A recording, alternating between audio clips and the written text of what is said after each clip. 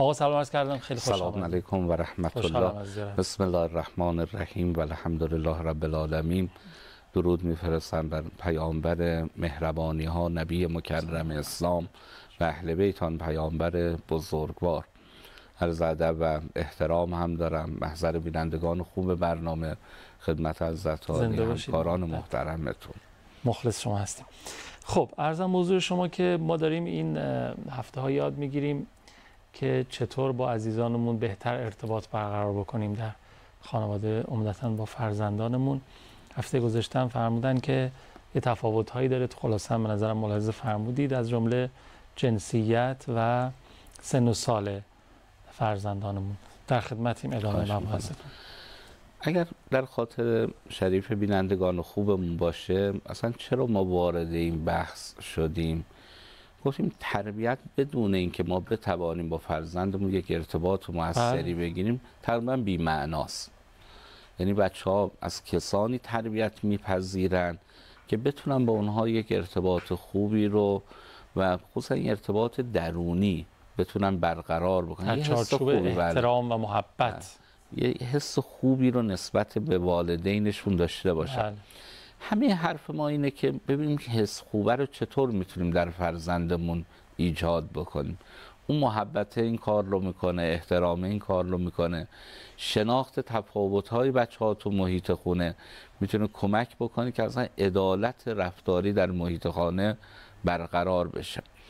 اما یکی از عواملی که میتواند به خوبی کمک بکنه اینه که ما سلطه‌گری هم نداشته باشیم در محیط خونه.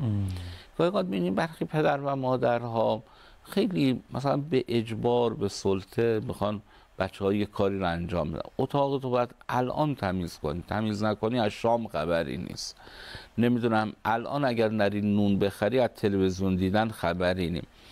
ببین خودمون یه لحظه جای این نوجوان بگذاریم، جای این فرزند بگذاریم، دختر یا پسر بگذاریم. با این شیوه واقعا میشه به بچه‌ها نزدیک شد. کار راه میفته. ولی اون اتفاقی که میفته اینه که این بچه‌ها یک جایی که بالاخره بزرگتر بشن، حالا به تعبیری اون قدرت ماها رو ببینن اینجوری که فکر میکردن دیگه سلطه‌ای در بله، میدون دقیقاً مخالف اون چیزایی که ما میگیم عمل میکنن، از ما دور میشن.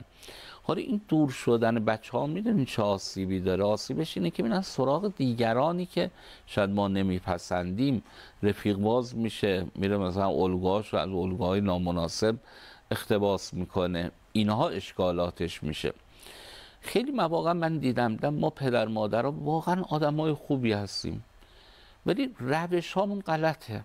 یعنی اون روش هایی که ما با فرزندانمون مواجه میشیم درست نیست و بچه ها از ما دور میشن. بعد یه کاسه چه کنم میگیریم، از این مشاور به اون مشاور، نمیدونم از این کتاب به اون کتاب، که الان باید چی کار بکنیم؟ بچه ما دور شده دیگه، حرف ما رو نمیخره، حرف ما رو گوش نمیکنه. نمیدونیم اون موقعی که داشتیم به این زور میگفتیم و خوشحالم بودیم داره کار انجام میشه، اتاق تمیز شد، نونه رو خرید، اون موقع داشتیم این زیر ساخته رو خرابش میکردیم، تخریبش میکردیم. لذا ببینین هنرمندی اصلا تو ارتباط با فرزندان اینه که ما بتونیم حالا به تعبیر یک ارتباط نرمی داشته باشیم، نه ارتباط سخت. ارتباط سخت هم شکننده است، هم پرآسیبه، هم بعد ایجاد میکنه.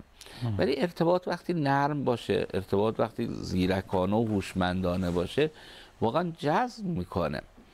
و خیلی عجیبه، ما برخی پدر مادرها رو میبینیم که با همین هنر ارتباط خوب، ارتباط گیری خوب، مثلا نه در اون جنبه سختش، در این جنبه نرم، میتونن فرزندانشون رو همراه بکنن. بچه اصلا عاشق این پدر و مادر میشه، علاقمند میشه و دوست داره حرف پدر و مادر رو گوش کنه. اگر یه جا هم گوش نمیکنه یه دلیلی داره، ولی غالب اینه که حرفه رو داره گوش میکنه. ولی این شیوه های غلط منجر میشه غالب اینه که حرف گوش نمیکنه. اون بخش هم که حرف گوش میکنه با زور و ضرب داریم این کار رو انجام میدیم. حالا برای اینکه ارتباط خوب بشه باید چی کار بکنیم؟ از اون سلطه‌گری خارج بشه. به نظر میرسه مهمترین نکتهش اینه که ما ارتباط کلامیمون رو با فرزندانمون باید بیشتر بکنیم. یعنی با بچه ها بیشتر صحبت بکنیم، ولی نه صحبتی که رنگ و بوی آمرانه داشته باشه، نمیدونم رنگ و بوی همون سلطه‌گری رو داشته باشه. گفتگو بکنیم. خصوصا بچه ها سنشون هم که میاد بالاتر دلیل میخوان برای کارها. مثلا چرا همش به من میگین اتاق رو تمیز بکنم، چرا مثلا فلانی تمیز میکنه، یا اصلا اتاق خودمه، شما چیکار دارین به اتاق من؟ خب این من باید برای این دلیل بیارم، نمیشه به زور بگم که نه بعد اتاق تمیز کنی، نکنید یا پول تو جیبی خبری نی. یعنی باید براش دلیل بیارم که مثلا مادر جون وقتی تو همین اتاقت میری درس میخونی اگر منظم باشه آرامش فکری بیشتری برای تو ایجاد میشه. نه برای ما مهم نیست که مثلا اتاق تو بشه مثل بازار شام به هم ریخته شلوغ، ولی خودت داری از لحاظ روحی آسیب میبینی، نظم فکریت به هم میریزه. اون محیط حتی باورتون میشه محیط های شلوغ وقتی آدم میخوابه، ولی بچه ها تو محیط شلوغ بخوابن خواب خوبی رو تجربه نمیکنن.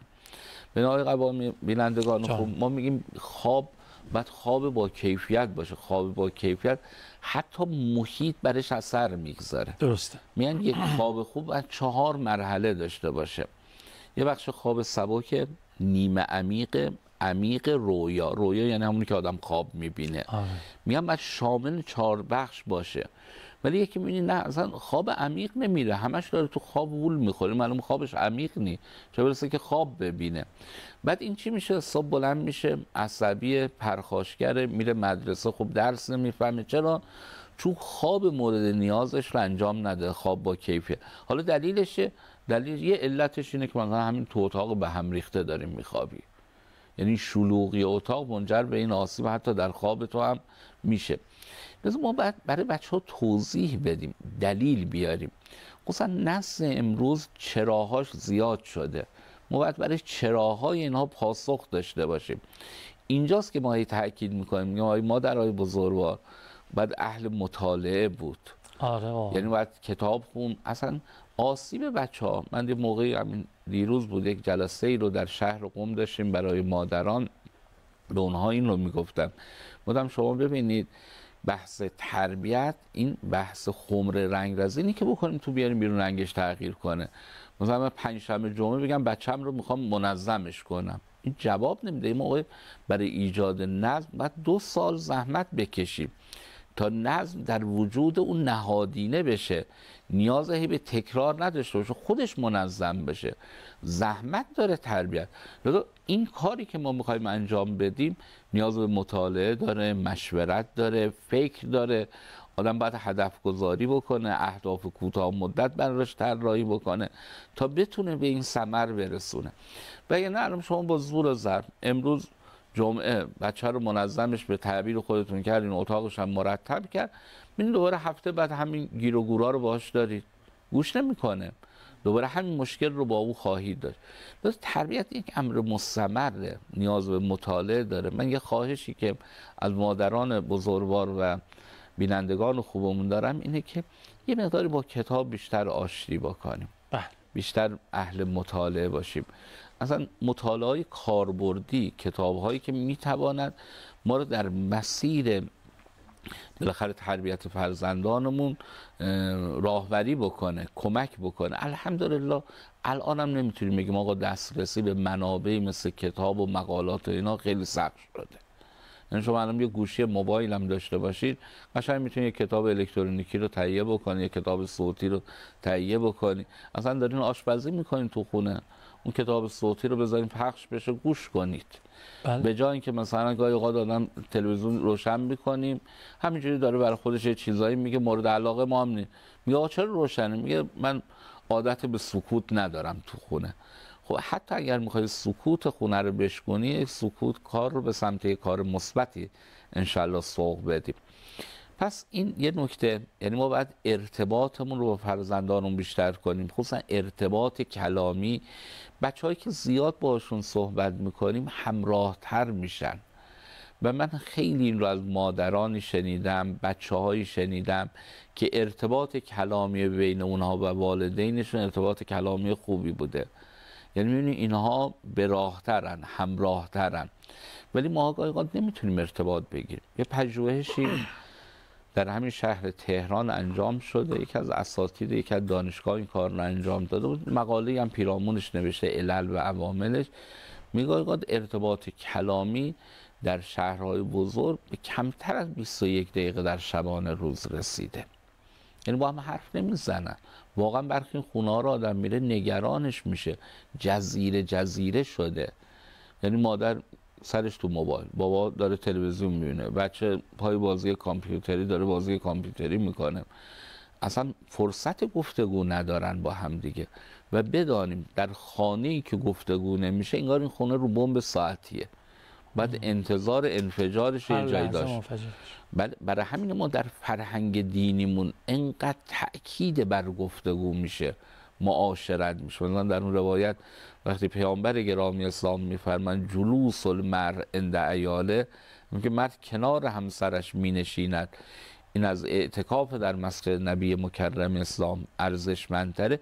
این نشستن به معنای معاشرت هست، نه اینکه همین بشین مثلا کلامون تو موبایل و تلویزیون باشه. یعنی ارتباط گیری بشه. یه روایت دیگه داریم، اینم خیلی روایت زیباییه. امام صادق علیه السلام میفرمایند مرد اگر بخواد زندگیش رو مدیریت بکنه باید 3 تا خصلت رو داشته باشه. فرمودن نداره باید بره به دست بیاره و اینا نمیتونه مدیریت کنه. اولیش که حضرت فرمودن معاشرت جمیله. مرد باید اهل معاشرت باشه، گفتگو باشه. یعنی اگر این گفتگو رو نکنه نمیتونه. حالا چون شاید بینندگان خوبمون بپرسن که اون دوتای دیگه چیه، حالا چون موضوع بحثی، ولی من اشاره بکنم که روایت رو تکمیل کنم. یکم حضرت فرمودن که گشاده دستی سنجیده داشته باشه، ساعت به تقدیر، و سومیش رو فرمودن بعد غیرت دینی داشته باشه. با این 3 تا عامل میتونه زندگیش رو مدیریت بکنه. لذا ببینید این گفتگو خیلی مهمه. مادر با فرزند گفتگو بکنه، پدر با فرزند گفتگو بکنه، این فضای ارتباطی شکل میگیره. خیلی ممنونم. من یه نکته رو عرض بکنم، حالا با من سوالم میشه مطرحش کرد، بعد بریم فاصله بگیریم بیایم شما راجع به شک صلاتون هستی صحبت بکنیم. همینجوری آدم میبینه در طول زندگی عمدتاً اونایی که بیشتر باشون ارتباط داره و بیشتر این گفتگو شکل میگیره، من میگم اون میگه من میگم، موقعیه که من با اون فردی که زیاد گفتگو میکنم نقاط فکری مشترک زیاد داریم، اهداف نزدیک به هم زیاد داریم توی زندگی. میدونین اونا خیلی وقتا به پدر مادر میگی چرا با بچه‌هاتون حرف نمیزنید، میگه آخه چی بگیم، یا بچه‌ها میگه چی بگیم، میگه بابا من اصلا چیزایی که من میگم بابا متوجه نمیشه، توی دنیای دیگه است مادر، پس چی بگیم. میدونی عامل عدم شکلگیری گفتگو بین والدین و فرزندان رو بدونیم چیه. مثلا این جای خیلی مهمیه. اگه صلاح دونستین راجع به این چیزا صحبت بکنین، یه فاصله بگیریم برگردیم. بفرمایید. اللهم صل علی محمد و آل محمد و عجل فرجهم. آیه 21 سوره مبارکه روم رو دوستان پخش کردن. میخواین یه توضیح راجعش بدیم بعد ببین توی آیه 3 تا ویژگی برای یک زندگی مطلوب بیان شده. لتسکنوا الیها، مودة، رحمه. یعنی دقیقاً اگر این 3 تا عامل در زندگی حاکم بشه، فضای ارتباطی هم خوب میشه. یعنی ما به همدیگه آرامش بدیم، محبت بکنیم، در این حالی که دوست همدیگه هم باشیم. یعنی تلاش توی این 3 محور در محیط خانه باشه. حالا چه بین زن و شوهر، چه بین حتی اعضای خانواده، ما و فرزندانمون با ما. یعنی آرامش، دوستی، محبت. یعنی ارتقا میده اون سطح ارتباط در محیط خانواده. اما نسبت به این سوالی که فرمودید واقعا سوال خیلی خوبیه. ببینید الان یک بحثی رو دارن متاسفانه مطرح میکنن تحت عنوان شکاف نسلی، فاصله نسلی. من به نظرم اینا همه دکون دستگاهی که در آوردن برای اینکه به تعبیر فرزندان ما رو از ما دور بکنن و یک توجیهی هم وجود داشته باشه. نه دیگه ما اینا رو نمیفهمیم، اونا ما رو نمیفهمن دیگه. ولی نمیدونیم گره کجاست، مشکل کجا.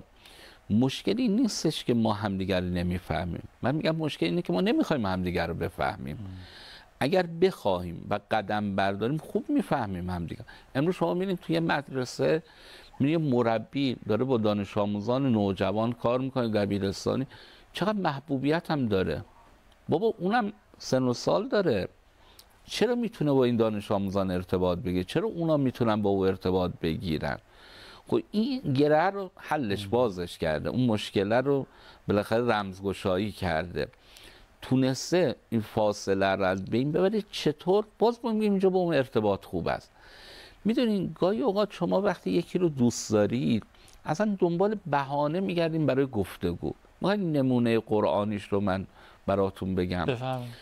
شما ببینید یه موقعی خداوند، دقت کنید، خداوند متعالی، باز میخوام بینندگان رو دقت بدم، خداوند متعالی که همه چیز رو میداند، یه موقعی به موسی میگه این چیه دستته؟ یعنی خدا نمیدونه؟ چرا؟ بهانه دنبال برای بهانه است برای شروع صحبت. موسی میدونه خدا میدونه، نمیگه خدای خودت میدونی، میگه این عصامه، به اینم بسنده نمیکنه، تازه طول تفصیلم میده، فراپیامم میده، بهش تکیه میزنم، گوسفندانم رو باهاش چرا میبرم، برگ درختان رو باهاش میریزم.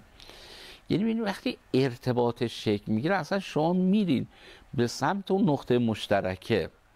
من میخوام بگم اون محبت، احترامه اینو حلش میکنه. شما الان تو مدرسه یه معلم با دانش آموز، خب ما خیلی سال خودمون معلمی کردیم، میدونیم فضای دانش آموزی و معلمی چیه. اصلا این نیست که بیان روی نقاط افتراق با هم دیگه صحبت بکنم. یه موقع ببینی اصلا من شناسایی میکنم که اصلا مربیم مثلا فوتبال دوست داره، یه مرتبه میام تو مدرسه، آقا مسابقه دیشب دیدی؟ این خودش میشه باب گفتگو. اونم دیده ها، خودش هم دیده، مربی هم دیده، ولی میبینی همین یه موضوعی میشه برای مثلا نیم ساعت 40 دقیقه گفتگو کردن بینشو. یعنی میگردن دنبال نقطه مشترک. ممکنه الان این دانش آموز بدونه مثلا این معلم اصلا مثلا PS4 بازی نمیکنه، هیچ وقت نمیاد درباره PS4 با معلمی صحبت کنه، یعنی درباره اون نقطه مشترک رو پیدا میکنه که او چی رو علاقه داره درباره همون موضوع. ما میخوایم بگیم تو محیط خونم باید همین جور باشه و اتفاقا من اعتقادم بر اینه که ما پدر و مادرها باید اینجا فعال عمل بکنیم. انتظار نداشته باشیم بچه ها شروع بکنن، ما شروع کننده باشیم. راستی بابا جون این فوتبال دیشب دیدی کیف کردی؟ حالا ما خودمونم کرانش بودیم، ما داشتیم میدیدیم، همین شروع بشه به صحبت کرد. من دیدم پدر و مادرها و فرزندانی که گاهی درباره همین موضوع می‌بینی مثلا ساعت‌ها با هم صحبت میکنن، اختلاف نظر دارن، این او رو نقد میکنه، این رو نقد میکنه و گفتگوی داره شکل میگیره. در حین این نقد کردن هم داره صمیمیت بیشتر میشه، به هم نزدیکتر میشن. ولی ما گاهی نمیخوایم این ارتباط برقرار بشه. بخواهیم قطعا نقطه مشترک. شما میرین مثلا توی مهمونی، میرین مثلا جوان طرف مقابل سن و سال دار، یه مرتبه یه موضوع مشترک پیدا میکنن، همونجا یه سوژه میشه برای 2-3 ساعت گفتگو. بله بله. خود خانوما مثلا یه خانم جوان میشینه کنار یه خانومی که مسنه، یه موضوع مشترک پیدا میکنن، ببین ساعت‌ها دارن چای میخورن، درباره موضوع صحبت میکنن، میوه میخورن، در غذاشون رو درست میکنن، درباره میرن ظرف میشورن، دارن هنوز درباره موضوع صحبت میکنن، در حالی که ممکنه صدها موضوع دیگه تو ذهن این خانم جوان وجود داره و مهم، شاید اصلا یه شخصیت علمی این خانم جوان، ولی میدونه الان وقتی من میخوام با این فرد ارتباط بگیرم بعد اون موضوع مشترکه رو پیدا کنم و پیدا میکنن. یعنی شما اصلا من میگم خیلی مواقع نیاز به اینه که بریم تو ذهنمون هم یه چرت که بندازیم، میاد اصلا خودش. برای همینه میگن که چی؟ میگن که تو این ضرب المثل هامون هم داریم دیگه، مستمع صاحب سخن را بر ذوق آورد. همینه، یعنی همین که من ببینم شما رو دوست دارم، درباره موضوع مورد علاقم شروع میکنم به گفتگو کردن با شما. این رو ما باید در خانه تقویت کنیم. اگر این تقویت بشه، وقت این ارتباط کلامی هی داره این رابطه پدر و مادر با فرزندان رو عمیق‌تر میکنه. بعد یه مسئله هم اینجا وجود داره، گاهی اوقات همین گفتگوها که شکل میگیره موضوعات مورد علاقه میاد بیرون. شاید اصلا من تلاش بکنم ببینم بچم یه همچون سلیقه‌ای هم توی موضوعات داره، اون مطالعه اینجا میتونه کمکم بکنه، یه ذره سطح دانش خودم رو بالا ببرم، سطح اطلاعاتم رو درباره اون موضوع بالا ببرم. اینا خیلی میتونه کمک بکنه. پس ارتباط پایه است، شروع بکنیم ارتباط گیری رو، به تدریج هم شکل میگیره. گفت الکلام یجر الکلام، واقعا حرف میاره.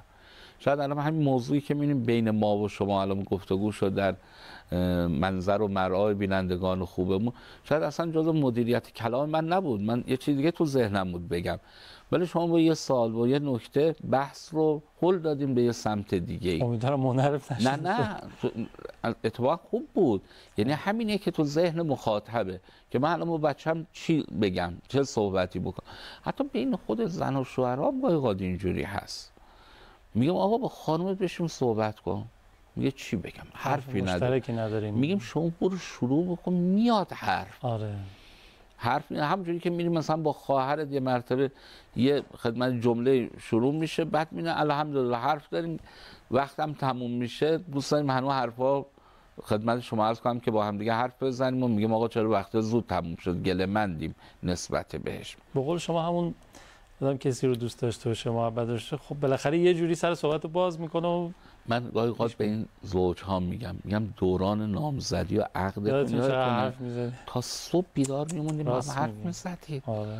خب همونید، از کجا میومد این حرفا؟ خب میگن تموم شد دیگه. نه اتفاقا همون داره که دیگه تکرار. اگر دوره نامزدی 2 سالم باشه حرفه هست، بعد 6 ماه باشه میگن تموم شد دیگه، حالا وارد زندگی شد. انگار این وصاله میرن زیر سم نامزد بمونه آدم تا آخر عمرش. نه نگاه به زندگی باید نگاه نامزدی باشه همیشه. اگر این نگاه، من که میگم ما نگاهمون به فرزندمون اگه نگاه ارتباطی باشه، اینو اصلاحش بکنم، حرفم برای گفتن داریم. من فقط یه تعبیر رو برای بینندگان خوبمون به کار ببندم.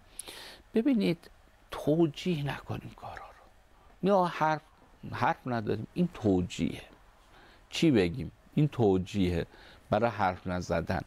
من بگم باید حرف بزنم. خب اینم یه مهارت آخه، بعد به مهارتشو پس برن کسب کنن دیگه. نه خب واقعا بعضیا خب کم حرفن، حرف نمیتونن زیاد بزنن. منهای مهارت یک باورم هست. من به نظر میشم باوره باید شکل بگیره که الان این طرف مقابل من نیاز داره دلداریش بدم، باهاش صحبت بکنم، گفتگو بکنم، با حرف زدنام حالش رو خوب بکنم. این اگر باور شکل بگیره، من نمیخوام بگم این مثلا فرد حرفه‌ای میتونیم با طرف صحبت کنیم، ولی میاد دست با شکست حرفایی میاد میزنیم، طرفم قانع میشه، لذتم میبره، اتفاقا داره به ما هم نزدیک میشه با این گفتگویی که میکنیم. این شروع ما دیگه. گاهی اوقات اصلا شما یه موقع توی ماشین میشین، راننده داره رانندگی میکنه، میگه چه خبر، همین شروع میکنه خودش اونجا که محل گفتگوه اصلا. بله. ماشین من میگم تو خونم همین رو بگیم، چه خبر. یا آقایی میگفتش که آقا من به یه فرمولی تو خونم رسیدم خیلی کمکم کرده، میگفت خواستین جایی هم بگیم فقط اسم من رو نیارید، گفتم چشم. آقا من میرم خونه، گفت خیلی اما آدم سرشلوغیم، مشغول، گفت میرم خونه خانمم بیاد بره چای بیاره، میگم خانم جان من چای نمیخوام که، من خود شما رو میخوام. و میشونم کنارم، میگم امروز چه خبره، بچه‌ها چیکار کردن، خودتون چیکار کردن، حالا احوالت خوبه. و شروع میکنه به صحبت، منم میشم. ما معمولا هم مثلا تایم میگم حد اکثر 30 دقیقه حرف داره خانمم برای صحبت. به صحبتاش که تموم میشه میگه آقا من برم. همین چه خبر؟ بله همین چه خبره، حال احوال بچه‌ها چیکار کردن، خودت چیکار کردی. البته مردم نیاز دارند. مثلا یه توصیه که با آقایونی که بیننده برنامه‌ن عرض میکنم، مردها امروز دچار آسیب‌هایی دارن میشن. مثلا خانم‌ها میگن افسردگی میگیرن، ولی گاهی اوقات افسردگیشون خیلی سطحی، زود گذره. یه مهمونی میره میاد میونه حالش خوب میشه. ولی آقایون به دلیل این صحبت‌هایی که نمی‌کنن افسردگی‌هاشون عمیق میشه. ولی تو آقایون هم باید گفتگو بکنن و بهترین جایگاهش خانواده است. با هم دیگه بشینن صحبت بکنن. خیلی ممنون. گفتگو بین اعضای خانواده خیلی شیرین و دلچسبه و خیلی از مشکلات رو میتونه مرتفع بکنه. دست شما درد نکنه. عوامل ندارین؟ اختیار دارین. محبت دارید استفاده کنید. التماس داریم. محتاجیم دعاتون. خیلی ممنونم که برنامه خودتون رو تا پایان تماشا کردید. 162 شماره روابط عمومی سازمان، اونجا حتما اظهار نظر بفرمایید. مراقب خودتون باشین. التماس دعا یا حق. خدا